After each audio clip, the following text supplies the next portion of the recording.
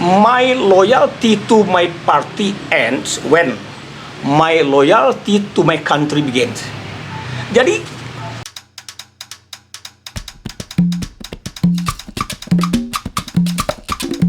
apakah ada kemungkinan Caimin, Anies Baswedan atau Ganjar Mahfud menjadi bagian dari kabinet Prabowo Gibran? Meskipun misalnya Caimin mengatakan bahwa partainya belum menentukan apakah akan ada di dalam atau di luar pemerintahan. Begitu juga PDIP sendiri, Ganjar Pranowo juga menegaskan bahwa partainya akan menjadi oposisi. Tapi kalau misalnya diminta oleh Prabowo, bahkan mungkin oleh Gibran sendiri meminta mereka untuk jadi bagian dari kabinet Prabowo Gibran, bagaimana Bapak menanggapi? Apakah ada reaksi negatif atau bagaimana nih dari koalisi Prabowo Gibran ini? Iya.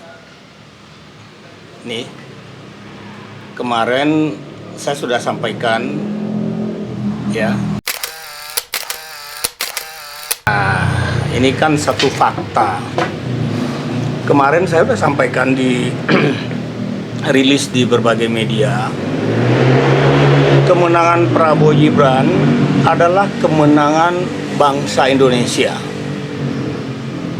Prabowo Gibran tidak mungkin membangun negeri ini sendirian dan secara parsial. Pembangunan harus secara holistik, mulai dari membangun sumber daya manusia yang berkualitas yang sudah dimulai oleh Presiden Jokowi, membangun infrastruktur yang juga berkualitas dan masif yang telah juga dibuat sedemikian rupa oleh Presiden Jokowi. Nah, tinggal sekarang bagaimana meningkatkan kecepatan yang dilakukan pembangunannya oleh Pak Jokowi. Sekarang juga tidak boleh diperlambat, harus dipercepat. Untuk apa? Pertama, Indonesia secara khusus akan segera memasuki bonus demografi. Itu bonus demografi adalah satu hal yang sangat-sangat sulit terulang. Bahkan mungkin nggak akan terulang. Karena apa? Tingkat kelahiran sekarang semakin sedikit dan itu menjadi catatan di berbagai belahan negara di dunia. Itu. Yang kedua, pada situasi global hari ini, banyak saudara-saudara kita di bahagian negara lain sedang bersetegang antara satu negara dengan negara lain, antara etnik dengan etnik lain dalam lingkungan mereka sendiri. Dan alhamdulillah di negara kita itu tidak terjadi, karena masih kuatnya Pancasila sebagai perekat yang membangun kohesi sosial nasional.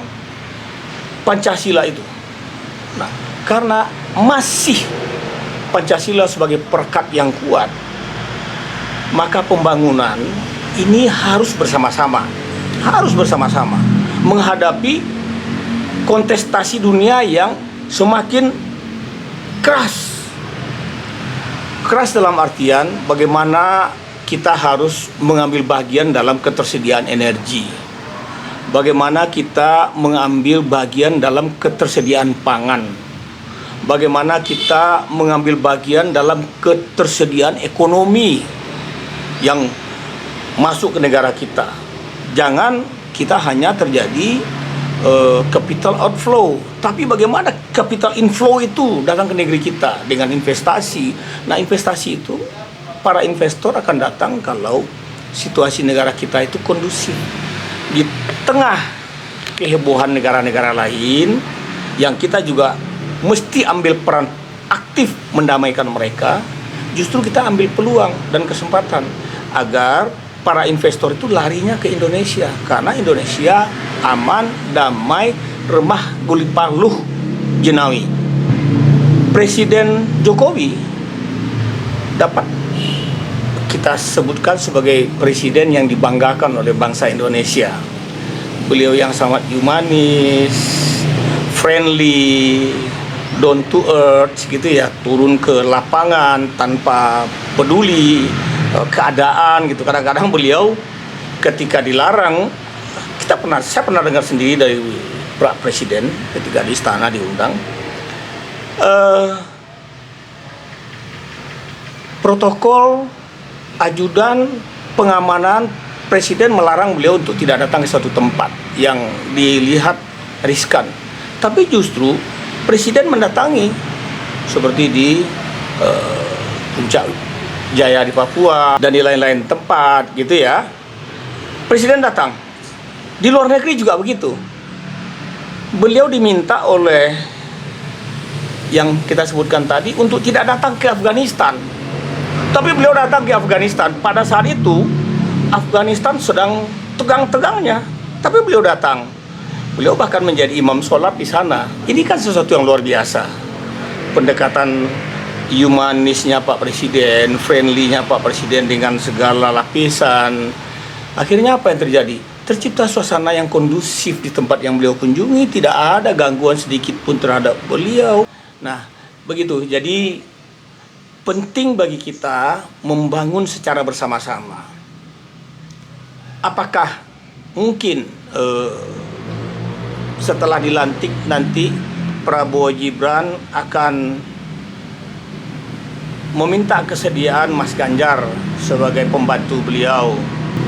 Pernah sejarah di zaman Pak SBY itu Mendagri dari Jawa Tengah, mantan gubernur Jawa Tengah, yaitu Pak Mardianto, yang juga sukses mengantarkan bersama Presiden SBY pemilu 2014.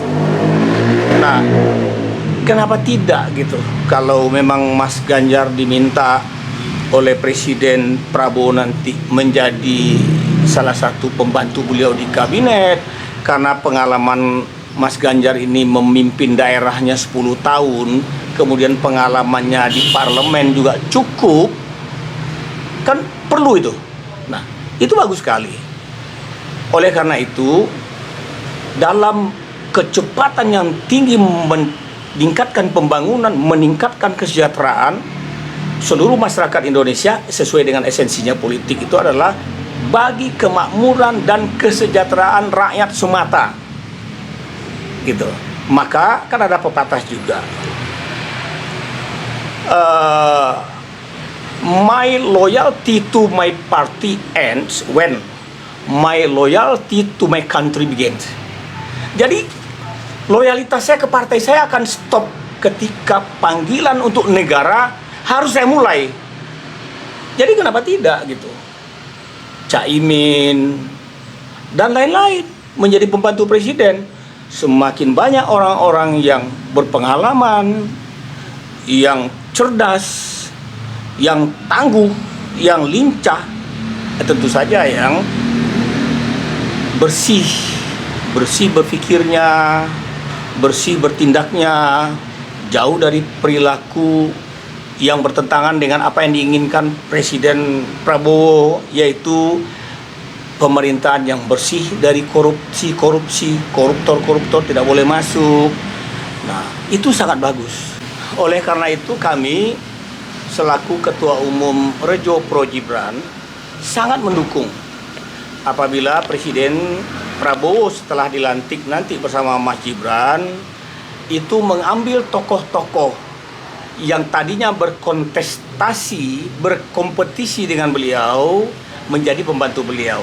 Sebagaimana Presiden Jokowi mengambil Pak Prabowo yang akhirnya menjadi kepercayaan beliau, bahkan menang dalam kontestasi Pilpres 2024 ini, yang tadinya berbeda pilihan, akhirnya menjadi pembantu beliau.